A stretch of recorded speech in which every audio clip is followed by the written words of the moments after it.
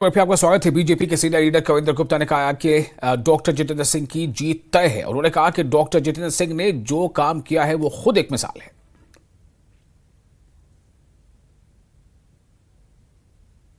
देखिए, डॉक्टर जितेंद्र सिंह जी ने काम किया है और केंद्रीय मंत्री के नाते उन्होंने जिस प्रकार से साइंस एंड टेक्नोलॉजी डिपार्टमेंट उनके था, नॉर्थ ईस्ट उनका था, आज मंगल ग्रह तक हम पहुंच गए। आज हमने बहुत से परमाणु प्रशिक्षण किए। इसके बाद हम देखें तो नॉर्थ ईस्ट की हालत सुधरी है। तो इंफ्रास्ट्रक्चर डेवलपमेंट का जो काम जितना इस क्षेत्र में हुआ है उसका कोई मुकाबला नहीं है। दूसरी तरफ जो कैंडिडेट हैं, आखिर वो कंपैरिजन तो कोई है कोई नहीं। पहले भी आपने खुद कहा कि किसी पार्टी में, फिर अपनी पार्टी, फिर किसी पार्टी में, फिर बीजेपी, फिर दूसरी पार्टी। देखिए, क्रेडिबिलिटी भी एक मायने रखती है। जितेंद्र सिंह जी के कामों पर और कार्यकर्ता की मेहनत पर हमको विश्वास है और पहले से बेहतर स्थिति में भारतीय जनता पार्टी इस उधमपुर कॉन्स्टिट्यूंसी में जीतेगी। अपोजिशन ये कह रही है कि डॉक्टर जितेंद्र सिंह लोगों के पास नहीं पहुंचे, डिस्कनेक्टेड थे। वो जहाँ जहाँ पे जाना था, जहाँ पे लोगों को एक्सपेक्टेशंस थी, वहाँ नहीं पहुंचे। कई तरह के वो इल्ज़ाम लगा रहे हैं कि कई तरह के चार्ज। देखिए, अपोजिशन को तो शिकायत रहेगी, वो तो उल्टा कहेंगे, लेकिन भारतीय जनता पार्टी कोई आधार बेस्ड पार्टी है, एक कार्यकर्ता बेस्ड पार्टी है। कार्यकर्ता लोगों के पास कोरोना महामारी से लेकर के लगातार पहुंचता है। उनके पास जो जिम्मेवारियां थी, फिर भी उसके बावजूद वो Friday, Saturday, Sunday Jammu Kashmir को देते थे। तो उन्होंने अपना काम बाखूबी निभाया है और यही बात है कि वो जम्मू कश्मीर की चिंता, भारत की अलग अलग जो डिपार्टमेंट्स हैं उनकी चिंता ठीक प्रकार से परफॉर्म किया। यहाँ भी और वहाँ भी जीत तो तय है। तो पूरा जो दिन भर से हम लगातार कवरेज आपको दिखा रहे हैं कि किस तरह से रुझान रहा शुरुआती दौर में, जब बारिश और कहीं कहीं जो पहाड़ी इलाके वहां बर्फबारी का असर था कि लोग कम निकल पा रहे थे। इसीलिए पहले 2 घंटे में जो वोटिंग परसेंटेज था वो 10.43% था, यानी 10.43%। उसके बाद जो अगले 4 घंटे का यानी कि जो पूरे 4 घंटे का जो फीसद आया, यानी कि सुबह 4 से लेकर 11 बजे तक का, उसका फीसद आया 22.60। तो इस तरह से जो है ये वोटिंग परसेंटेज लगातार बढ़ता जा रहा है। और अब ऐसा लग रहा है कि जहां जहां मौसम ने थोड़ा सा अब नरमी बरती है, उसके बाद जो वोटर्स हैं जिनका इंतजार हो रहा था कि पोलिंग बूथ तक वो पहुंचेंगे, उनके आने में थोड़ी तेजी नजर आ रही है। और इसलिए जो 11 बजे तक का आंकड़ा था वो 22.60 था। अब उसके बाद अगला जो भी आंकड़ा आएगा आपको हम बताएंगे। और इस वक्त हमारे साथ न्यूज 18 JKLH के सीनियर एडिटर तेजेंद्र सिंह सोढ़ी जुड़ चुके हैं। सोढ़ी जी, मैं आपसे जानना चाहूंगा कि सुबह से जो ट्रेंड देखा जा रहा है वोटर्स का, उस पर थोड़ा सा ऐसा लगा कि कुछ जगहों पर थोड़ी सुस्ती थी, कुछ कम आगमन था वोटर्स का पोलिंग बूथों तक। उसके बाद थोड़ी तेजी आई है। अब क्या लग रहा है, मौसम कुछ नरम पड़ा है?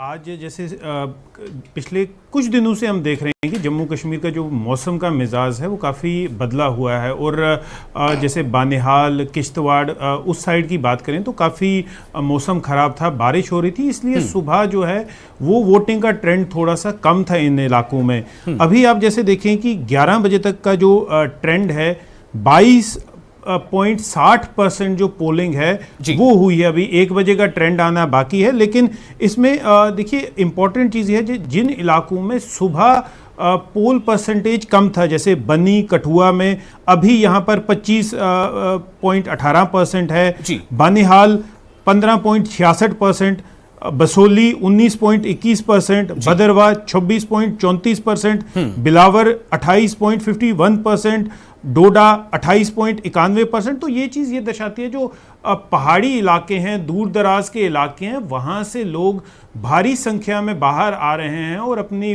जो वोट है उसका इस्तेमाल कर रहे हैं। देखिए काफ़ी सुबह से हम लोग कंटिन्यूसली, हमारे रिपोर्टर चप्पे चप्पे से रिपोर्टिंग कर रहे हैं। हम लोग एनालिसिस, जो कई सीनियर पॉलिटिकल एनालिस्ट हैं वो बता रहे हैं कि किस तरह का ट्रेंड चल रहा है। लेकिन अब देखिए जम्मू कश्मीर के लोगों ने हर तरह के बाइकॉट को जो है जी। वो रिजेक्ट किया है, और भारी संख्या में, चाहे आप देख लीजिए पहाड़ी इलाके, पहाड़ी किश्तवाड़ बेल्ट हो, बानिहाल बेल्ट हो, जी। रामबन बेल्ट हो, यहाँ कठुआ में बनी, बसोली, लोग भारी मात्रा में बाहर आ रहे हैं और उनका जो हक है वोट डालने का उसको इस्तेमाल करें। देखिए, हमारे लिए ये इम्पोर्टेंट नहीं है कि कौन कैंडिडेट जीतेगा, क्योंकि मेन जो अभी कॉन्टेस्ट है इस उधमपुर सीट पे वो डॉक्टर जितेंद्र सिंह जो बीजेपी के कैंडिडेट हैं, 2 टर्म से मेंबर पार्लियामेंट हैं इस सीट से,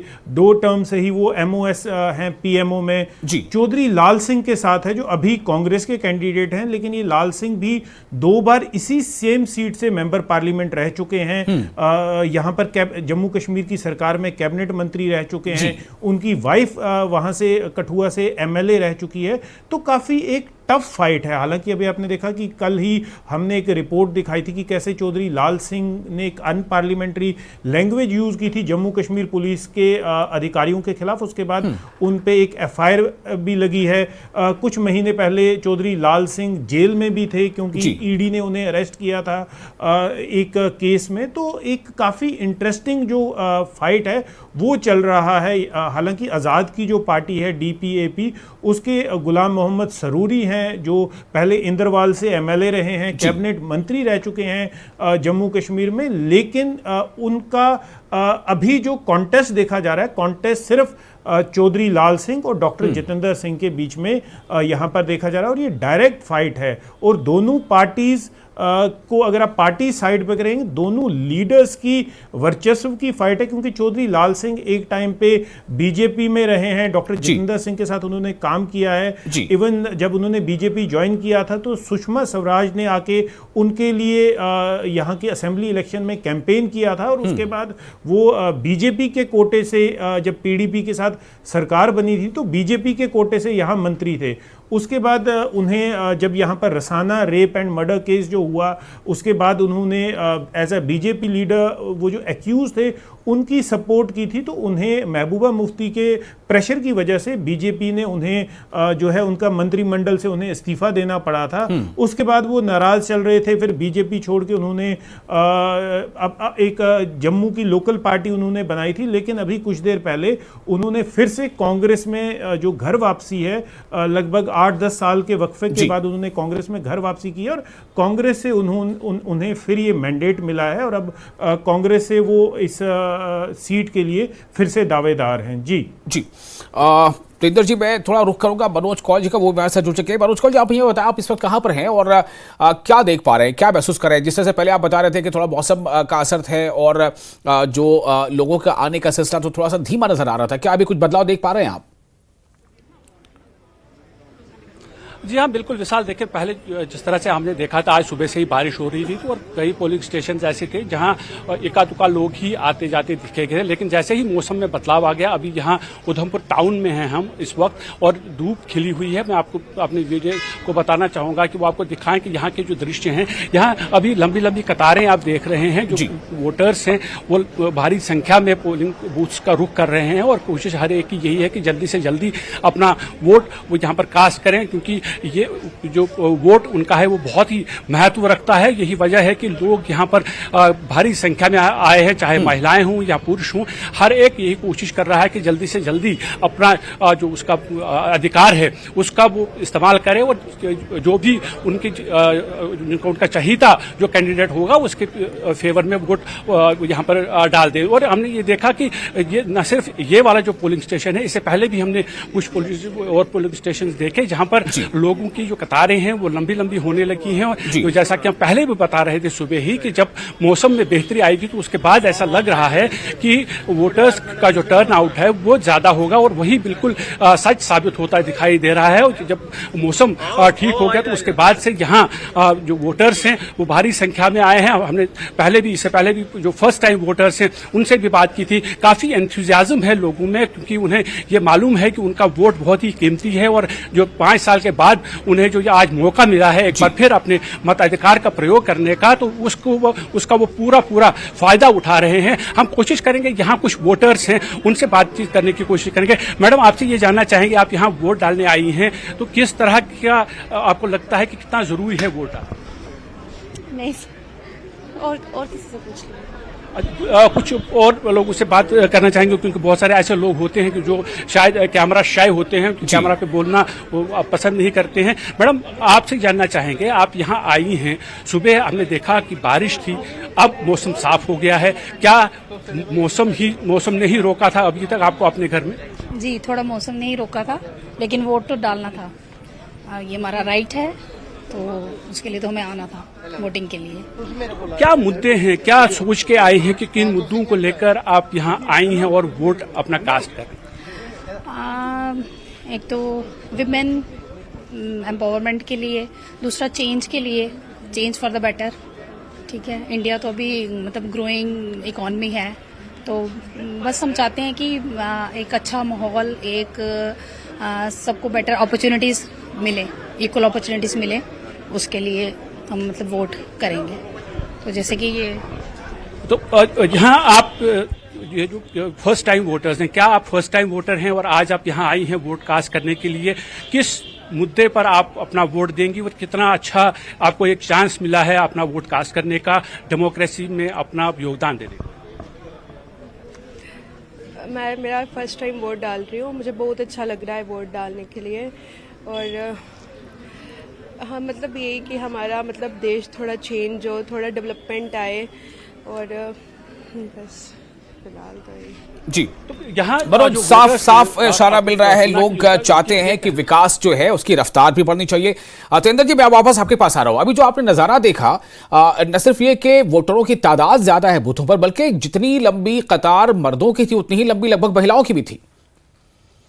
देखिए सर, कई ऐसे पोलिंग बूथ हैं जहां पर औरतें जो हैं, महिलाएं जो हैं, वो इनफैक्ट उनके नंबर जो है वो ज़्यादा है as compared to male voters. तो ये साफ दर्शाता है कि जो लोकल इश्यूज़ हैं, लोगों के अपने घरों के जो इश्यूज़ हैं, जो जिस पे लोगों के घर का बजट डिपेंड करता है, वो इश्यूज़ जो हैं वो भी लोग यहाँ पर उसको लेकर भी वोट डाल रहे हैं। इसलिए भारी मात्रा में जो महिलाएं हैं, क्योंकि आप देख लीजिए जो नॉट ओनली फीमेल वोटर्स, वो भारी संख्या में आ रहे हैं, वोट डाल रहे हैं। क्योंकि अभी जैसे मनोज एक फीमेल वोटर से बात कर रहे थे, तो उनका ये साफ कहना है कि वो देश की तरक्की के लिए, देश की उन्नति के लिए, देश को एक स्ट्रांग इकोनॉमी बनाने के लिए और देश को आगे ले जाने के लिए अपना जो योगदान है वो देना चाहते हैं। तो चाहे महिलाएं हों, चाहे पुरुष हों, वो जिस भी शख्स ने 18 साल की उम्र पार की है, वो आके अपना जो ये वोट है उसे इस्तेमाल करना चाहता है।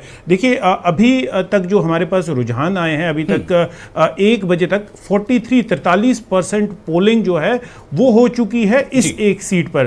तो ये कहीं ना कहीं ये दर्शाता है कि लोग भारी संख्या में बाहर आ रहे हैं। हालांकि ये लगभग शाम के 6 बजे तक ये पोलिंग प्रोसेस जो है वो चलता रहेगा और ये जो नंबर है ये काफ़ी आगे जाने की आगे जाएगा। लोगों से हम बार बार न्यूज़ 18 JKLH के माध्यम से यही अपील कर रहे हैं कि वो घरों के बाहर आएं। जिन लोगों ने अभी तक वोट नहीं दिया है वो आकर भी वोट दें, क्योंकि ये एक festival, biggest festival of the democracy है, जो 5 साल में सिर्फ एक बार आता है, जहां पर लोगों को अपनी जो वोट है, वोट की पावर दिखाने का उनको मौका मिलता है। तो लोगों को भारी संख्या में बाहर आके जो इस पोल प्रोसेस में हिस्सा लेना चाहिए। जैसे बात रही, चाहे महिलाएं हों चाहे पुरुष हों, हमने देखा इवन जो बुजुर्ग हैं, कई लोग, कल जब मैं उधमपुर गया हुआ था, वहां पर मैं लोकल एडमिनिस्ट्रेशन से बात कर रहा था, तो उनका कहना था कि लगभग 400 से ऊपर ऐसे लोग हैं जिन्होंने 100 साल की उम्र क्रॉस की है और वो लोग भी अपनी वोट जो है वो इस इलेक्शन में डालेंगे। उनके लिए भी अरेंजमेंट जो है वो की गई हैं। तो ये दर्शाता है कि किस तरह से जो इलेक्शन कमीशन है वो पूरी तरह से चाहती है कि जो पोलिंग है, जो इलेक्शन प्रोसेस है, पूरा कामयाब रहे। 100% लोग आए, वोट डालें, चाहे वो ए लीडर को चुने चाहे बी लीडर को चुने, वो लोगों की अपनी मर्जी है। लेकिन जो पोलिंग प्रोसेस है, हम डे 1 से देख रहे हैं, जब से इलेक्शंस डिक्लेयर हुई हैं, अलग अलग पार्टी पार्टीज यहाँ पर आके कैंपेनिंग कर रही हैं। प्रधानमंत्री नरेंद्र मोदी यहाँ पर आए, union home minister Amit Shah ने आके कैंपेनिंग की, यूपी के चीफ मिनिस्टर, कई कांग्रेस के सीनियर लीडर हैं, सचिन पायलट, उन्होंने यहाँ आके कैंपेनिंग की है, राज बब्बर ने यहाँ आके कैंपेनिंग की है। तो ये दर्शाता है कि जो जम्मू कश्मीर की अभी 5 सीटें, आज तो देखिए एक सीट पे इलेक्शन हो रही है, लेकिन कोई एक सीट भी जो है वो लाइटली नहीं ले रही, चाहे वो भारतीय जनता पार्टी हो, चाहे वो कांग्रेस हो, चाहे वो नेशनल कॉन्फ्रेंस हो। देखिए जम्मू रीजन में जो इंडिया अलायंस है, जिसके यहाँ पर नेशनल कॉन्फ्रेंस और पीडीपी भी साथ थे, वो लोग भी अपने ये जो कांग्रेस के कैंडिडेट हैं उसके लिए कैंपेनिंग करें। हालांकि हमने एक चीज़ देखी कि कश्मीर वैली में नेशनल कॉन्फ्रेंस और पीडीपी आमने सामने हैं, जब वहाँ पर उनका कंसेंसस नहीं बन पाया। लेकिन जम्मू रीजन में हमने देखा कि नेशनल कॉन्फ्रेंस के जो सीनियर लीडर हैं, चाहे उमर अब्दुल्ला हो, चाहे फारूक अब्दुल्ला हो, वो भी यहाँ आके जो INDIA ब्लॉक के कैंडिडेट हैं चौधरी लाल सिंह, उनके लिए उन्होंने आके यहाँ पर कैंपेन की। उमर अब्दुल्ला ने चिनाब बेल्ट जो है डोडा, किश्तवाड़, भदरवाह, रामबन, वहाँ पर आके कांग्रेस कैंडिडेट के लिए वोट मांगी। हालांकि डिफरेंस सामने आया ये देखने की कि महबूबा मुफ्ती ने यहाँ पर आके चौधरी लाल सिंह के लिए कैंपेनिंग नहीं की, क्योंकि अगर आपको याद होगा जब Rasana rape and murder case हुआ था तब चीफ मिनिस्टर महबूबा मुफ्ती थी और उन्हीं की प्रेशर की वजह से चौधरी लाल सिंह को कैबिनेट से इस्तीफा देना पड़ा था। तो कई ऐसे पर्दे के पीछे कई ऐसी चीजें चल रही हैं जो ये भी दर्शाता है कि किस तरह जो इंडिया ब्लॉक है वो भी एक किसी मुद्दे पे सहमत नहीं है, उनमें भी डिफरेंसेस हैं। महबूबा मुफ्ती हो, चाहे पीडीपी, उनकी पार्टी हो पीडीपी, उन्होंने जम्मू रीजन में आके ना तो अभी तक जो कांग्रेस के उनके जो इंडिया ब्लॉक के कैंडिडेट हैं, चाहे चौधरी लाल सिंह हो, चाहे रमन भल्ला हो, उनके लिए कोई कैंपेनिंग नहीं की है। लेकिन उमर अब्दुल्ला लगे हुए हैं इस उम्मीद में कि जब उन्हें इलेक्शन फेस करनी पड़ेगी कश्मीर में, क्योंकि कश्मीर की तीनों सीटों पे उमर अब्दुल्ला की जो नेशनल कॉन्फ्रेंस है उन्होंने कैंडिडेट डिक्लेयर किए हैं, बारामूला से उमर अब्दुल्ला खुद लड़ रहे हैं, तो उन्हें ये उम्मीद है कि जैसे वो यहाँ पर आके जम्मू रीजन में आके कांग्रेस को सपोर्ट कर रहे हैं, तो ऐसे ही कांग्रेस के जो टॉप लीडरशिप है वो कश्मीर में आके उमर अब्दुल्ला की पार्टी नेशनल कॉन्फ्रेंस को सपोर्ट करेंगे। जी विशाल जी, एक बात और आपने जो भी कही थी, मैं चाहूंगा एक छोटा सा उस पर रिएक्शन, उस बारे में थोड़ा सा और ऐड ऑन करें। मनोज अभी कुछ देर पहले बता रहे थे तेंदर जी कि एक समय ऐसा भी था कि कहीं से कोई कॉल बायकॉट की आए या ना आए, लेकिन लोग रिस्ट्रेन करते थे, बहुत ज्यादा संख्या में लोग घरों से बाहर नहीं निकलते थे। हालांकि जम्मू की सीट है, बट फिर भी इसमें कई ऐसे इलाके हैं जो पहाड़ी इलाके हैं जहां पर कई बार ऐसा अंदेशा रहता है। लेकिन आज मुझे लगता है कि ऐसी कोई बात नजर नहीं आई। अगर कहीं से थोड़ी बहुत रखना पड़ा तो सिर्फ मौसम के लेकर। मनोज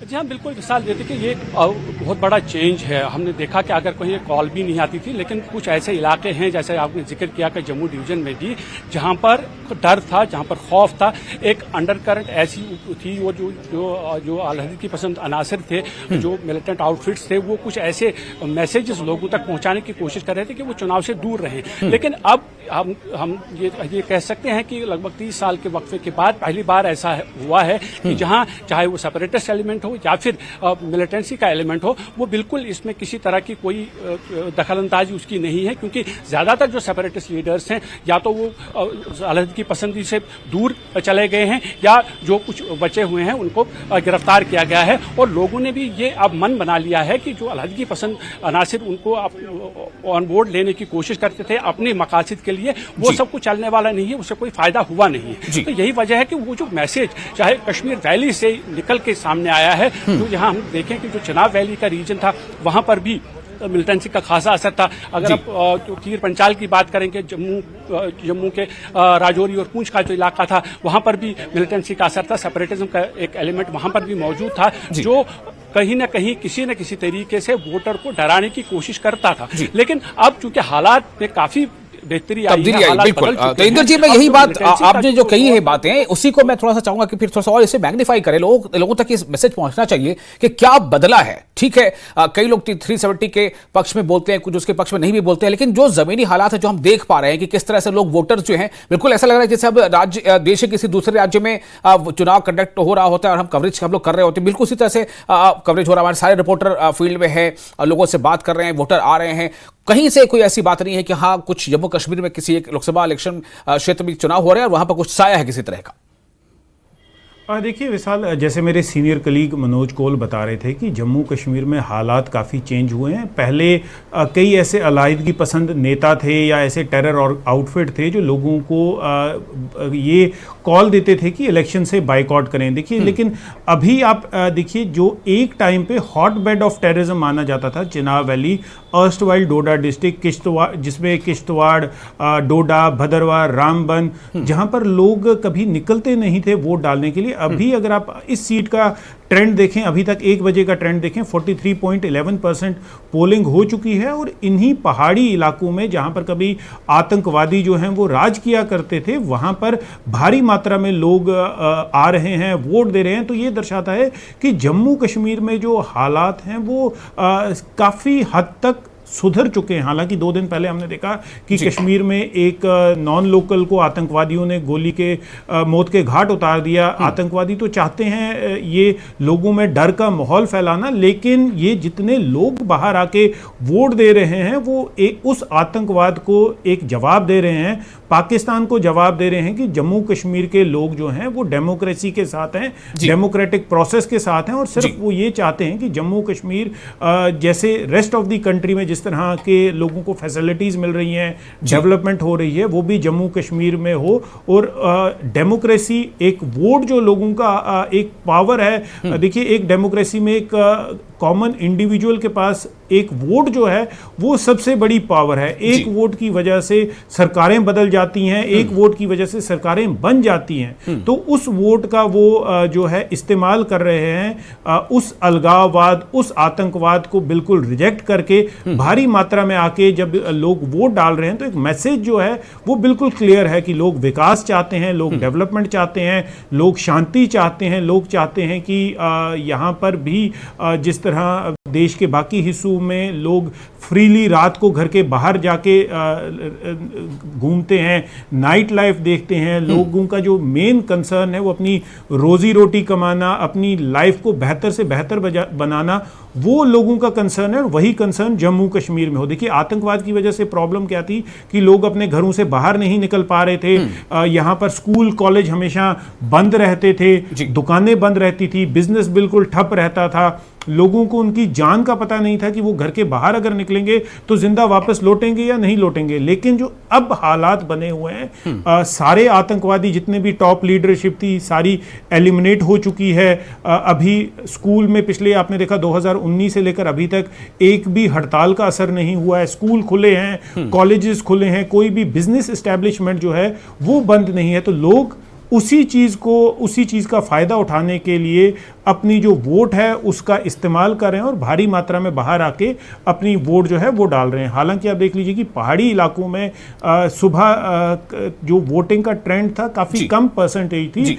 उसकी वजह यही थी कि मौसम ख़राब था, बारिश थी और ठंड का मौसम भी है पहाड़ी इलाकों में। हालांकि प्लेन्स में गर्मी हो चुकी है, लेकिन पहाड़ी इलाकों में काफ़ी ठंड रहती है। लोग लेट जगते हैं क्योंकि आज छुट्टी भी है उन लोगों को, तो लोगों ने ये सोचा कि थोड़ा लेट जाएंगे। कई लोग ऐसे हैं जो ये सोच रहे हैं कि देखिए 6 बजे तक पोलिंग होनी है तो लंच करके जाएंगे। तो इसीलिए सुबह के बाद अभी जो है वोटिंग परसेंटेज बढ़ रही है और ऐसे इलाकों में जो दूर दराज के इलाके हैं वहां पर जो वोटिंग परसेंटेज है वो काफी तेजी से आगे जा रही है। जी विशाल, बिल्कुल। अब मैं मनोज जी एक सवाल आपसे और करता हूँ, छोटा सा जवाब देके फिर मैं आपको चाहूंगा कि आप फील्ड पे दूसरी जगह पर नजर रखें, फिर हम तकनीक से बात करते रहेंगे। मनोज जी, मेरा एक सवाल यहाँ पर यह है कि वोटिंग परसेंटेज आपसे मैंने पहले पूछा था कि 7 से 9 जो 2 घंटे का जो आपने बताया था कि ये 10.43 अगर है तो ये बहुत कम नहीं माना जा सकता। लेकिन उसके बाद हमने देखा कि अगले 2 घंटे में जब पूरा का पूरा 4 घंटा होता काफी उस पर उछाल आ गया। क्या ये एक हाई एंड कैंपेन का असर है, क्योंकि धुआंधार प्रचार हुआ है और बहुत बड़े बड़े फिगर की पॉलिटिकल पार्टी के जो शीर्ष नेतृत्व है वो जो है कैंपेन में रहे। क्या ये हाई एंड कैंपेन का असर है कि लोग बड़ी तादाद में ऐसा लग रहा है कि वो निकल रहे हैं घरों से? मनोज अजय, बिल्कुल आप देखें